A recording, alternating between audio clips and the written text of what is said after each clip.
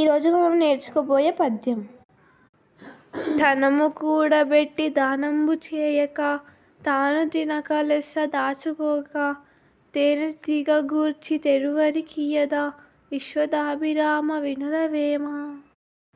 తాత్పర్యం: వేమన శతకంలోని వేమన లోభి గురించి ఈ విధంగా వర్ణించాడు. బాగా ధనము కలిగిన పిసినారి ఆ ధనమును ఇతరులకు దాన ధర్మాలు చేయక, తాను కూడా తినక, అనుభవించక, వాటిని చూసుకుంటూ జీవితం గడిపేసి చివరికి చనిపోతాడు. తేనెటీగ కూడా ఎంతో కష్టపడి పూలలోని మకరందాన్ని తెచ్చి తేనెను తయారు చేసి అవి తాగకుండా పరుల పాలు చేస్తాయి. ఈ పద్యంలో వేమన లోభిని తేనెటీగతో పోల్చాడు. లోభి తేనెటీగ లాంటివాడని అర్థం.